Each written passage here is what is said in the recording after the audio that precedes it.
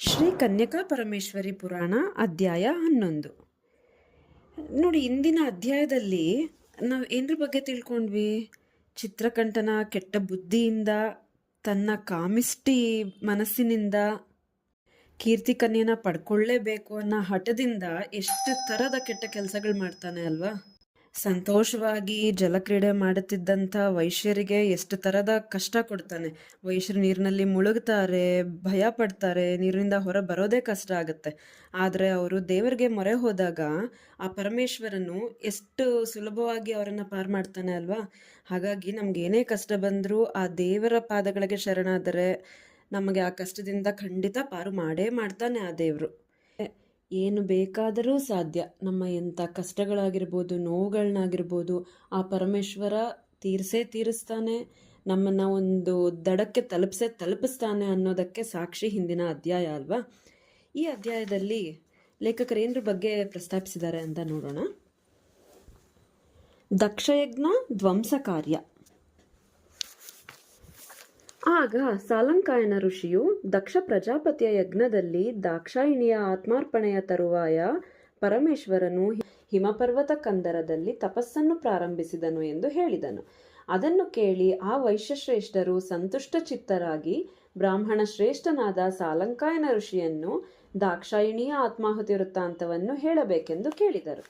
ಓ ಮಕ್ಕಳೇ, ನೀವೆಲ್ಲ ಕೇಳಿ. ನವಬ್ರಹ್ಮರಲ್ಲಿ ದಕ್ಷನು ಬ್ರಹ್ಮಾಧಿಪತ್ಯದಲ್ಲಿ ಬ್ರಹ್ಮನಿಂದ ಯಾವಾಗ ಅಭಿಷೇಕಿಸಲ್ಪಟ್ಟನೋ ಆಗಲೇ ಗರ್ವದಿಂದ ವಾಜಪೇಯವೆಂಬ ಯಾಗವನ್ನು ಆರಂಭಿಸಿದನು. ಆ ಯಜ್ಞಕ್ಕೆ ಸಕಲ ಬ್ರಹ್ಮರ್ಷಿಗಳು, ದೇವರ್ಷಿಗಳು, ಪಿತೃಗಳು, ದೇವತೆಗಳು ಕುಟುಂಬ ಸಹಿತರಾಗಿ ಹೋಗುತ್ತಿದ್ದರು.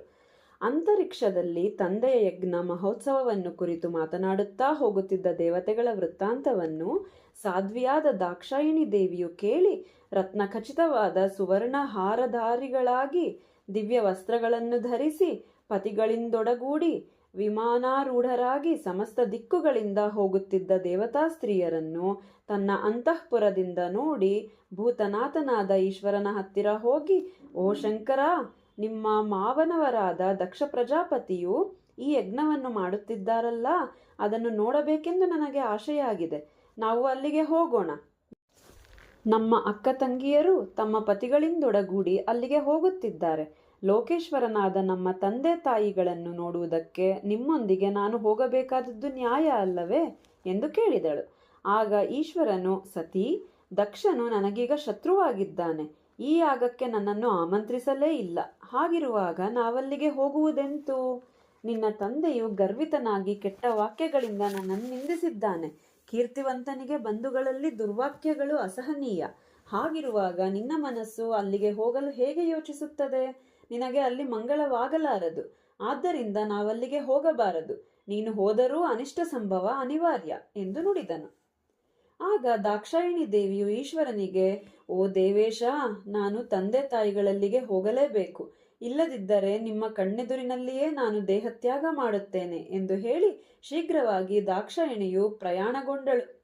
ಸರ್ವಜ್ಞನಾದ ಜಗತ್ಪತಿಯು ಮುಂದೆ ಜರುಗಲಿರುವ ಅನಾಹುತವನ್ನು ಚಿಂತಿಸಿ ಅದಕ್ಕೆ ಅಡ್ಡ ಬರಲಾರದೆ ನಿರ್ವಿಣ್ಣನಾದನು. ದಾಕ್ಷಾಯಿಣಿಯು ಅಂತಃಪುರದಿಂದ ಹೊರಟು ಪ್ರಯಾಣಿಸಲು ಸಿದ್ಧಳಾದ ಕೂಡಲೇ ಬೆಳ್ಳಿಯ ಬೆಟ್ಟದಂತಿದ್ದ ನಂದಿಯು ಆನಂದದಿಂದ ಅಲ್ಲಿಗೆ ಬಂದನು. ಆ ನಂದಿಯನ್ನು ಏರಿ ದಾಕ್ಷಾಯಿಣಿಯು ಉತ್ಸಾಹದಿಂದ ಹೊರಟಳು.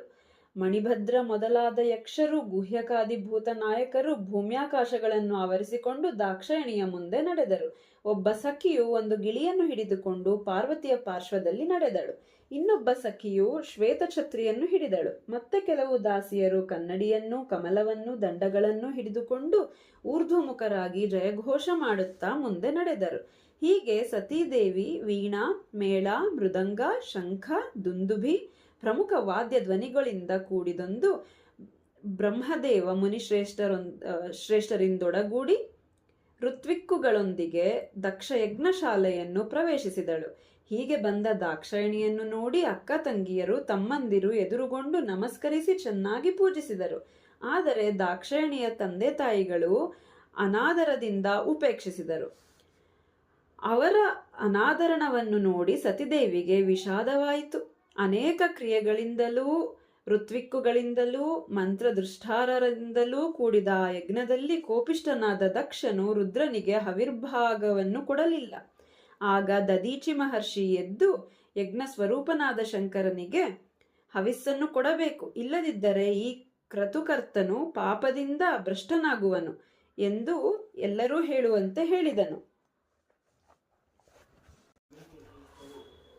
ಹೀಗೆ ದದೀಚಿ ಹೇಳಿದ ಮಾತುಗಳನ್ನು ಕೇಳಿ ಗರ್ವಾಂಧನಾದ ದಕ್ಷ ಪ್ರಜಾಪತಿಯು ಕೋಪದಿಂದ ಪ್ರೇತಗಟ್ಟಗಳಲ್ಲಿ ಪ್ರೇತಗಳಿಂದ ಕೂಡಿ, ವಿಶೇಷವಾಗಿ ಭೂತಗಣಗಳಿಂದ ಕೂಡಿ, ಉನ್ಮತ್ತನಂತೆ ಆಡುತ್ತಿರುವವನು, ದಿಗಂಬರನು, ಶಠನು, ನಗುವವನು, ಅಳುವವನು, ಸ್ಮಶಾನ ಭಸ್ಮಲೇಪಿತನು, ರುಂಡಮಾಲಧಾರಿಯು, ಶಿವನೆಂಬ ಹೆಸರಿದ್ದರೂ ಅಶುಭಕಾರಿಯೂ, ಮತ್ತನೂ ಮತ್ತ ಜನಪ್ರಿಯನೂ ಆಗಿರುವ ಹರನಿಗೆ ಬ್ರಹ್ಮನಿಂದ ಮಾಡಲ್ಪಟ್ಟ ಈ ಯಜ್ಞದಲ್ಲಿ ಹವಿರ್ಭಾವಕ್ಕೆ ಅರ್ಹತೆ ಇಲ್ಲ ಎಂದು ನುಡಿದನು. ಆಗ ಋತ್ವಿಕ್ಕುಗಳು ಅರುದ್ರೀಯವಾದ ಕ್ರತುವನ್ನು ಮಾಡಿದರು. ರುದ್ರನಿಗೆ ಭಾಗವನ್ನು ಕೊಡದೆ ಯಾಗ ಮಾಡಿದುದು, ತನ್ನ ಗಂಡನನ್ನು ನಿಂದಿಸುವುದು, ಆ ಸಭೆಯಲ್ಲಿ ತನ್ನನ್ನು ಆಧರಿಸದೇ ಇದ್ದುದನ್ನು ಕಂಡು ದಾಕ್ಷಾಯಣಿಯು ಲೋಕವನ್ನೇ ದಹಿಸುವಂತೆ ರೋಷಗೊಂಡಳು. ಅನಂತರ ತನ್ನ ಗಂಡನಾದ ಜಗದ್ಗುರುವಾದ ಈಶ್ವರ ಪಾದ ಕಮಲದ್ವಯಗಳನ್ನು ಧ್ಯಾನಿಸಿ ತನ್ನ ದೇಹದಲ್ಲಿ ಹುಟ್ಟಿದ ಮಹಾಯೋಗಾಗ್ನಿಯಿಂದ ಆ ಕ್ಷಣವೇ ದಗ್ಧಳಾದಳು. ಆ ಮಹಾಶ್ಚರ್ಯವನ್ನು ನೋಡಿದವರೆಲ್ಲ ಭೂಮ್ಯಾಕಾಶಗಳಲ್ಲಿ ಹಾಹಾಕಾರ ಮಾಡಿದರು. ಈಶ್ವರನು ದಕ್ಷ ಪ್ರಜಾಪತಿಯಿಂದ ಅವಮಾನಿಸಲ್ಪಟ್ಟು ದಗ್ಧಳಾದ ದಾಕ್ಷಾಯಣಿಯ ವೃತ್ತಾಂತವನ್ನು ನಾರದನಿಂದ ತಿಳಿದು ಕ್ರೋಧದಿಂದ ಅಗ್ನಿ ಭಯಂಕರ ಸದೃಶ್ಯವಾದ ತನ್ನ ಜಡೆಯನ್ನು ಅಟ್ಟಹಾಸದಿಂದ ಭೂಮಿಗೆ ಹೊಡೆದನು. ಆ ಜಡೆಯಿಂದ ಭೂಮ್ಯಾಂತರಿಕ್ಷಗಳನ್ನು ಆವರಿಸಿದ ದೇಹವುಳ್ಳ ಸಹಸ್ರ ಭುಜಗಳುಳ್ಳ ಮಹಾಕಾಯನಾದ ಪುರುಷನು ಹುಟ್ಟಿ ಉರಿಯುತ್ತಿದ್ದ ಅಗ್ನಿ ನೇತ್ರಗಳಿಂದಲೂ ತ್ರಿಶೂಲದಿಂದಲೂ ಮೇಘ ಘರ್ಜನೆ ಹುಂಕಾರಗಳಿಂದಲೂ ಶೋಭಿಸಿದನು. ಭಯಂಕರ ಮುಖದಿಂದ ಧೂಮವನ್ನು ಕಕ್ಕುತ್ತಾ ಈಶ್ವರನ ಹತ್ತಿರ ಬಂದು ಅಂಜಲಿಬದ್ಧನಾಗಿ ಏನಪ್ಪಣೆ ಎಂದು ಕೇಳಿದನು.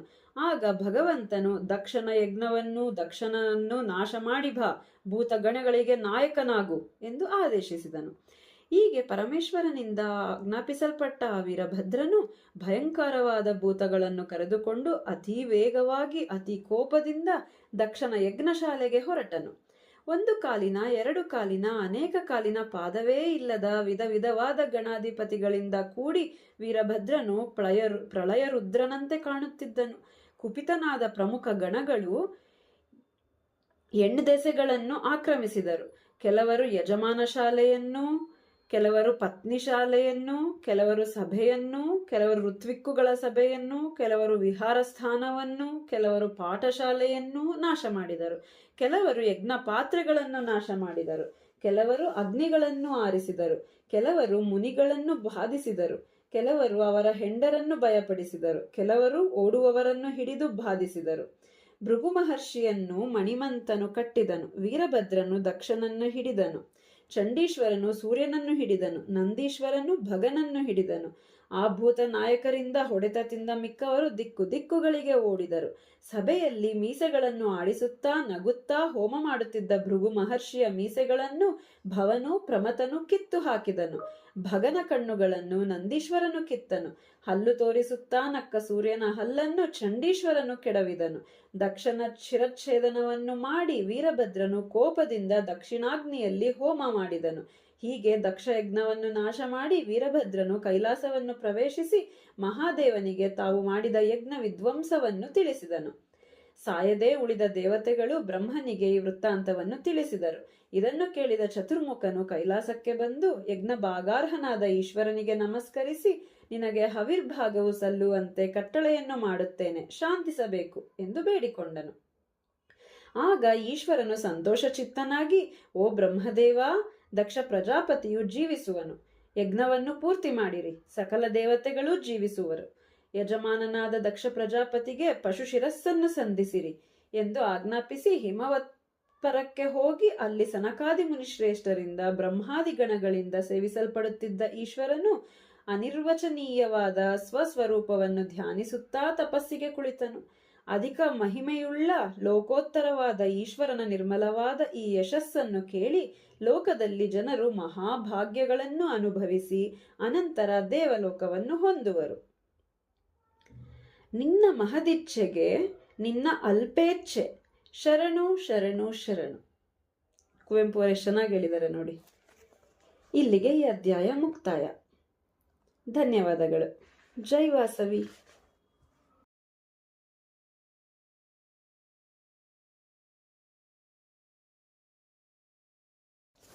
ನಮ್ಮ ಅಕ್ಕ ತಂಗಿಯರು ತಮ್ಮ ಪತಿಗಳಿಂದೊಡಗೂಡಿ ಅಲ್ಲಿಗೆ ಹೋಗುತ್ತಿದ್ದಾರೆ.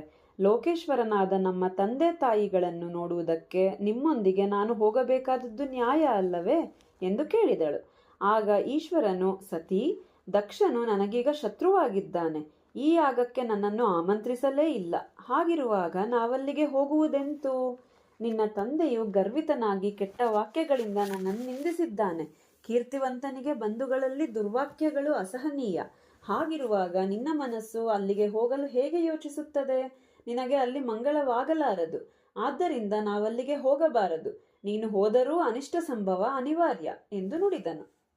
ಆಗ ದಾಕ್ಷಾಯಿಣಿ ದೇವಿಯು ಈಶ್ವರನಿಗೆ, ಓ ದೇವೇಶ, ನಾನು ತಂದೆ ತಾಯಿಗಳಲ್ಲಿಗೆ ಹೋಗಲೇಬೇಕು. ಇಲ್ಲದಿದ್ದರೆ ನಿಮ್ಮ ಕಣ್ಣೆದುರಿನಲ್ಲಿಯೇ ನಾನು ದೇಹತ್ಯಾಗ ಮಾಡುತ್ತೇನೆ ಎಂದು ಹೇಳಿ ಶೀಘ್ರವಾಗಿ ದಾಕ್ಷಾಯಿಣಿಯು ಪ್ರಯಾಣಗೊಂಡಳು. ಸರ್ವಜ್ಞನಾದ ಜಗತ್ಪತಿಯು ಮುಂದೆ ಜರುಗಲಿರುವ ಅನಾಹುತವನ್ನು ಚಿಂತಿಸಿ ಅದಕ್ಕೆ ಅಡ್ಡ ಬರಲಾರದೆ ನಿರ್ವಿಣ್ಣನಾದನು. ದಾಕ್ಷಾಯಣಿಯು ಅಂತಃಪುರದಿಂದ ಹೊರಟು ಪ್ರಯಾಣಿಸಲು ಸಿದ್ಧಳಾದ ಕೂಡಲೇ ಬೆಳ್ಳಿಯ ಬೆಟ್ಟದಂತಿದ್ದ ನಂದಿಯು ಆನಂದದಿಂದ ಅಲ್ಲಿಗೆ ಬಂದನು. ಆ ನಂದಿಯನ್ನು ಏರಿ ದಾಕ್ಷಾಯಣಿಯು ಉತ್ಸಾಹದಿಂದ ಹೊರಟಳು. ಮಣಿಭದ್ರ ಮೊದಲಾದ ಯಕ್ಷರು, ಗುಹ್ಯಕಾದಿಭೂತ ನಾಯಕರು ಭೂಮ್ಯಾಕಾಶಗಳನ್ನು ಆವರಿಸಿಕೊಂಡು ದಾಕ್ಷಾಯಣಿಯ ಮುಂದೆ ನಡೆದರು. ಒಬ್ಬ ಸಖಿಯು ಒಂದು ಗಿಳಿಯನ್ನು ಹಿಡಿದುಕೊಂಡು ಪಾರ್ವತಿಯ ಪಾರ್ಶ್ವದಲ್ಲಿ ನಡೆದಳು. ಇನ್ನೊಬ್ಬ ಸಖಿಯು ಶ್ವೇತಛತ್ರಿಯನ್ನು ಹಿಡಿದಳು. ಮತ್ತೆ ಕೆಲವು ದಾಸಿಯರು ಕನ್ನಡಿಯನ್ನು, ಕಮಲವನ್ನು, ದಂಡಗಳನ್ನು ಹಿಡಿದುಕೊಂಡು ಊರ್ಧ್ವಮುಖರಾಗಿ ಜಯಘೋಷ ಮಾಡುತ್ತಾ ಮುಂದೆ ನಡೆದರು. ಹೀಗೆ ಸತೀದೇವಿ ವೀಣಾ, ಮೇಳ, ಮೃದಂಗ, ಶಂಖ, ದುಂದುಭಿ ಪ್ರಮುಖ ವಾದ್ಯ ಧ್ವನಿಗಳಿಂದ ಕೂಡಿದೊಂದು ಬ್ರಹ್ಮದೇವ ಶ್ರೇಷ್ಠರಿಂದೊಡಗೂಡಿ ಋತ್ವಿಕ್ಕುಗಳೊಂದಿಗೆ ದಕ್ಷ ಯಜ್ಞಶಾಲೆಯನ್ನು ಪ್ರವೇಶಿಸಿದಳು. ಹೀಗೆ ಬಂದ ದಾಕ್ಷಾಯಣಿಯನ್ನು ನೋಡಿ ಅಕ್ಕ ತಂಗಿಯರು ತಮ್ಮಂದಿರು ಎದುರುಗೊಂಡು ನಮಸ್ಕರಿಸಿ ಚೆನ್ನಾಗಿ ಪೂಜಿಸಿದರು. ಆದರೆ ದಾಕ್ಷಾಯಣಿಯ ತಂದೆ ತಾಯಿಗಳು ಅನಾದರದಿಂದ ಉಪೇಕ್ಷಿಸಿದರು. ಅವರ ಅನಾದರಣವನ್ನು ನೋಡಿ ಸತಿದೇವಿಗೆ ವಿಷಾದವಾಯಿತು. ಅನೇಕ ಕ್ರಿಯೆಗಳಿಂದಲೂ ಋತ್ವಿಕ್ಕುಗಳಿಂದಲೂ ಮಂತ್ರದೃಷ್ಟಾರರಿಂದಲೂ ಕೂಡಿದ ಆ ಯಜ್ಞದಲ್ಲಿ ಕೋಪಿಷ್ಠನಾದ ದಕ್ಷನು ರುದ್ರನಿಗೆ ಹವಿರ್ಭಾಗವನ್ನು ಕೊಡಲಿಲ್ಲ. ಆಗ ದದೀಚಿ ಮಹರ್ಷಿ ಎದ್ದು ಯಜ್ಞ ಸ್ವರೂಪನಾದ ಶಂಕರನಿಗೆ ಹವಿಸ್ಸನ್ನು ಕೊಡಬೇಕು, ಇಲ್ಲದಿದ್ದರೆ ಈ ಕ್ರತುಕರ್ತನು ಪಾಪದಿಂದ ಭ್ರಷ್ಟನಾಗುವನು ಎಂದು ಎಲ್ಲರೂ ಹೇಳುವಂತೆ ಹೇಳಿದನು. ಹೀಗೆ ದದೀಚಿ ಹೇಳಿದ ಮಾತುಗಳನ್ನೂ ಕೇಳಿ ಗರ್ವಾಂಧನಾದ ದಕ್ಷ ಪ್ರಜಾಪತಿಯು ಕೋಪದಿಂದ ಪ್ರೇತಗಟ್ಟಗಳಲ್ಲಿ ಪ್ರೇತಗಳಿಂದ ಕೂಡಿ, ವಿಶೇಷವಾಗಿ ಭೂತಗಣಗಳಿಂದ ಕೂಡಿ ಉನ್ಮತ್ತನಂತೆ ಆಡುತ್ತಿರುವವನು, ದಿಗಂಬರನು, ಶಠನು, ನಗುವವನು, ಅಳುವವನು, ಸ್ಮಶಾನ ಭಸ್ಮಲೇಪಿತನು, ರುಂಡಮಾಲಧಾರಿಯು, ಶಿವನೆಂಬ ಹೆಸರಿದ್ದರೂ ಅಶುಭಕಾರಿಯೂ ಮತ್ತನೂ ಮತ್ತ ಜನಪ್ರಿಯನೂ ಆಗಿರುವ ಹರನಿಗೆ ಬ್ರಹ್ಮನಿಂದ ಮಾಡಲ್ಪಟ್ಟ ಈ ಯಜ್ಞದಲ್ಲಿ ಹವಿರ್ಭಾವಕ್ಕೆ ಅರ್ಹತೆ ಇಲ್ಲ ಎಂದು ನುಡಿದನು. ಆಗ ಋತ್ವಿಕ್ಕುಗಳು ಅರುದ್ರೀಯವಾದ ಕ್ರತುವನ್ನು ಮಾಡಿದರು. ರುದ್ರನಿಗೆ ಭಾಗವನ್ನು ಕೊಡದೆ ಯಾಗ ಮಾಡಿದುದು, ತನ್ನ ಗಂಡನನ್ನು ನಿಂದಿಸುವುದು, ಆ ಸಭೆಯಲ್ಲಿ ತನ್ನನ್ನು ಆಧರಿಸದೇ ಇದ್ದುದನ್ನು ಕಂಡು ದಾಕ್ಷಾಯಣಿಯು ಲೋಕವನ್ನೇ ದಹಿಸುವಂತೆ ರೋಷಗೊಂಡಳು. ಅನಂತರ ತನ್ನ ಗಂಡನಾದ ಜಗದ್ಗುರುವಾದ ಈಶ್ವರ ಪಾದ ಕಮಲದ್ವಯಗಳನ್ನು ಧ್ಯಾನಿಸಿ ತನ್ನ ದೇಹದಲ್ಲಿ ಹುಟ್ಟಿದ ಮಹಾಯೋಗಾಗ್ನಿಯಿಂದ ಆ ಕ್ಷಣವೇ ದಗ್ಧಳಾದಳು. ಆ ಮಹಾಶ್ಚರ್ಯವನ್ನು ನೋಡಿದವರೆಲ್ಲ ಭೂಮ್ಯಾಕಾಶಗಳಲ್ಲಿ ಹಾಹಾಕಾರ ಮಾಡಿದರು. ಈಶ್ವರನು ದಕ್ಷ ಪ್ರಜಾಪತಿಯಿಂದ ಅವಮಾನಿಸಲ್ಪಟ್ಟು ದಗ್ಧಳಾದ ದಾಕ್ಷಾಯಣಿಯ ವೃತ್ತಾಂತವನ್ನು ನಾರದನಿಂದ ತಿಳಿದು ಕ್ರೋಧದಿಂದ ಅಗ್ನಿ ಭಯಂಕರ ಸದೃಶ್ಯವಾದ ತನ್ನ ಜಡೆಯನ್ನು ಅಟ್ಟಹಾಸದಿಂದ ಭೂಮಿಗೆ ಹೊಡೆದನು. ಆ ಜಡೆಯಿಂದ ಭೂಮ್ಯಾಂತರಿಕ್ಷಗಳನ್ನು ಆವರಿಸಿದ ದೇಹವುಳ್ಳ ಸಹಸ್ರ ಭುಜಗಳುಳ್ಳ ಮಹಾಕಾಯನಾದ ಪುರುಷನು ಹುಟ್ಟಿ ಉರಿಯುತ್ತಿದ್ದ ಅಗ್ನಿ ನೇತ್ರಗಳಿಂದಲೂ ತ್ರಿಶೂಲದಿಂದಲೂ ಮೇಘ ಘರ್ಜನೆ ಹುಂಕಾರಗಳಿಂದಲೂ ಶೋಭಿಸಿದನು. ಭಯಂಕರ ಮುಖದಿಂದ ಧೂಮವನ್ನು ಕಕ್ಕುತ್ತಾ ಈಶ್ವರನ ಹತ್ತಿರ ಬಂದು ಅಂಜಲಿಬದ್ಧನಾಗಿ ಏನಪ್ಪಣೆ ಎಂದು ಕೇಳಿದನು. ಆಗ ಭಗವಂತನು ದಕ್ಷನ ಯಜ್ಞವನ್ನು ದಕ್ಷನನ್ನು ನಾಶ ಮಾಡಿ ಭೂತಗಣಗಳಿಗೆ ನಾಯಕನಾಗು ಎಂದು ಆದೇಶಿಸಿದನು. ಹೀಗೆ ಪರಮೇಶ್ವರನಿಂದ ಆಜ್ಞಾಪಿಸಲ್ಪಟ್ಟ ಆ ವೀರಭದ್ರನು ಭಯಂಕರವಾದ ಭೂತಗಳನ್ನು ಕರೆದುಕೊಂಡು ಅತಿ ವೇಗವಾಗಿ ಅತಿ ಕೋಪದಿಂದ ದಕ್ಷನ ಯಜ್ಞಶಾಲೆಗೆ ಹೊರಟನು. ಒಂದು ಕಾಲಿನ, ಎರಡು ಕಾಲಿನ, ಅನೇಕ ಕಾಲಿನ, ಪಾದವೇ ಇಲ್ಲದ ವಿಧ ವಿಧವಾದ ಗಣಾಧಿಪತಿಗಳಿಂದ ಕೂಡಿ ವೀರಭದ್ರನು ಪ್ರಳಯ ರುದ್ರನಂತೆ ಕಾಣುತ್ತಿದ್ದನು. ಕುಪಿತನಾದ ಪ್ರಮುಖ ಗಣಗಳು ಹೆಣ್ಣೆಸೆಗಳನ್ನು ಆಕ್ರಮಿಸಿದರು. ಕೆಲವರು ಯಜಮಾನ ಶಾಲೆಯನ್ನು, ಕೆಲವರು ಪತ್ನಿ ಶಾಲೆಯನ್ನು, ಕೆಲವರು ಸಭೆಯನ್ನು, ಕೆಲವರು ಋತ್ವಿಕ್ಕುಗಳ ಸಭೆಯನ್ನು, ಕೆಲವರು ವಿಹಾರ ಸ್ಥಾನವನ್ನು, ಕೆಲವರು ಪಾಠಶಾಲೆಯನ್ನು ನಾಶ ಮಾಡಿದರು. ಕೆಲವರು ಯಜ್ಞ ಪಾತ್ರೆಗಳನ್ನು ನಾಶ ಮಾಡಿದರು. ಕೆಲವರು ಅಗ್ನಿಗಳನ್ನು ಆರಿಸಿದರು. ಕೆಲವರು ಮುನಿಗಳನ್ನು ಬಾಧಿಸಿದರು. ಕೆಲವರು ಅವರ ಹೆಂಡರನ್ನು ಭಯಪಡಿಸಿದರು. ಕೆಲವರು ಓಡುವವರನ್ನು ಹಿಡಿದು ಬಾಧಿಸಿದರು. ಭೃಗು ಮಹರ್ಷಿಯನ್ನು ಮಣಿಮಂತನು ಕಟ್ಟಿದನು. ವೀರಭದ್ರನು ದಕ್ಷನನ್ನು ಹಿಡಿದನು. ಚಂಡೀಶ್ವರನು ಸೂರ್ಯನನ್ನು ಹಿಡಿದನು. ನಂದೀಶ್ವರನು ಭಗನನ್ನು ಹಿಡಿದನು. ಆ ಭೂತ ನಾಯಕರಿಂದ ಹೊಡೆತ ತಿಂದ ಮಿಕ್ಕವರು ದಿಕ್ಕು ದಿಕ್ಕುಗಳಿಗೆ ಓಡಿದರು. ಸಭೆಯಲ್ಲಿ ಮೀಸೆಗಳನ್ನು ಆಡಿಸುತ್ತಾ ನಗುತ್ತಾ ಹೋಮ ಮಾಡುತ್ತಿದ್ದ ಭೃಗು ಮಹರ್ಷಿಯ ಮೀಸೆಗಳನ್ನು ಭವನು ಪ್ರಮಥನು ಕಿತ್ತು ಹಾಕಿದನು. ಭಗನ ಕಣ್ಣುಗಳನ್ನು ನಂದೀಶ್ವರನು ಕಿತ್ತನು. ಹಲ್ಲು ತೋರಿಸುತ್ತಾ ನಕ್ಕ ಸೂರ್ಯನ ಹಲ್ಲನ್ನು ಚಂಡೀಶ್ವರನು ಕೆಡವಿದನು. ದಕ್ಷನ ಶಿರಚ್ಛೇದನವನ್ನು ಮಾಡಿ ವೀರಭದ್ರನು ಕೋಪದಿಂದ ದಕ್ಷಿಣಾಗ್ನಿಯಲ್ಲಿ ಹೋಮ ಮಾಡಿದನು. ಹೀಗೆ ದಕ್ಷ ಯಜ್ಞವನ್ನು ನಾಶ ಮಾಡಿ ವೀರಭದ್ರನು ಕೈಲಾಸವನ್ನು ಪ್ರವೇಶಿಸಿ ಮಹಾದೇವನಿಗೆ ತಾವು ಮಾಡಿದ ಯಜ್ಞ ವಿಧ್ವಂಸವನ್ನು ತಿಳಿಸಿದನು. ಸಾಯದೆ ಉಳಿದ ದೇವತೆಗಳು ಬ್ರಹ್ಮನಿಗೆ ಈ ವೃತ್ತಾಂತವನ್ನು ತಿಳಿಸಿದರು. ಇದನ್ನು ಕೇಳಿದ ಚತುರ್ಮುಖನು ಕೈಲಾಸಕ್ಕೆ ಬಂದು ಯಜ್ಞ ಭಾಗಾರ್ಹನಾದ ಈಶ್ವರನಿಗೆ ನಮಸ್ಕರಿಸಿ, ನಿನಗೆ ಹವಿರ್ಭಾಗವು ಸಲ್ಲುವಂತೆ ಕಟ್ಟಳೆಯನ್ನು ಮಾಡುತ್ತೇನೆ, ಶಾಂತಿಸಬೇಕು ಎಂದು ಬೇಡಿಕೊಂಡನು. ಆಗ ಈಶ್ವರನು ಸಂತೋಷ ಚಿತ್ತನಾಗಿ, ಓ ಬ್ರಹ್ಮದೇವ, ದಕ್ಷ ಪ್ರಜಾಪತಿಯು ಜೀವಿಸುವನು. ಯಜ್ಞವನ್ನು ಪೂರ್ತಿ ಮಾಡಿರಿ, ಸಕಲ ದೇವತೆಗಳೂ ಜೀವಿಸುವರು. ಯಜಮಾನನಾದ ದಕ್ಷ ಪ್ರಜಾಪತಿಗೆ ಪಶು ಶಿರಸ್ಸನ್ನು ಸಂಧಿಸಿರಿ ಎಂದು ಆಜ್ಞಾಪಿಸಿ ಹಿಮವತ್ಪರಕ್ಕೆ ಹೋಗಿ ಅಲ್ಲಿ ಸನಕಾದಿ ಮುನಿಶ್ರೇಷ್ಠರಿಂದ ಬ್ರಹ್ಮಾದಿ ಗಣಗಳಿಂದ ಸೇವಿಸಲ್ಪಡುತ್ತಿದ್ದ ಈಶ್ವರನು ಅನಿರ್ವಚನೀಯವಾದ ಸ್ವಸ್ವರೂಪವನ್ನು ಧ್ಯಾನಿಸುತ್ತಾ ತಪಸ್ಸಿಗೆ ಕುಳಿತನು. ಅಧಿಕ ಮಹಿಮೆಯುಳ್ಳ ಲೋಕೋತ್ತರವಾದ ಈಶ್ವರನ ನಿರ್ಮಲವಾದ ಈ ಯಶಸ್ಸನ್ನು ಕೇಳಿ ಲೋಕದಲ್ಲಿ ಜನರು ಮಹಾಭಾಗ್ಯಗಳನ್ನು ಅನುಭವಿಸಿ ಅನಂತರ ದೇವಲೋಕವನ್ನು ಹೊಂದುವರು. ನಿನ್ನ ಮಹದಿಚ್ಛೆಗೆ ನಿನ್ನ ಅಲ್ಪೇಚ್ಛೆ ಶರಣು ಶರಣು ಶರಣು. ಕುವೆಂಪು ಅವರು ಎಷ್ಟು ಚೆನ್ನಾಗಿ ಹೇಳಿದ್ದಾರೆ ನೋಡಿ. ಇಲ್ಲಿಗೆ ಈ ಅಧ್ಯಾಯ ಮುಕ್ತಾಯ. ಧನ್ಯವಾದಗಳು. ಜೈ ವಾಸವಿ.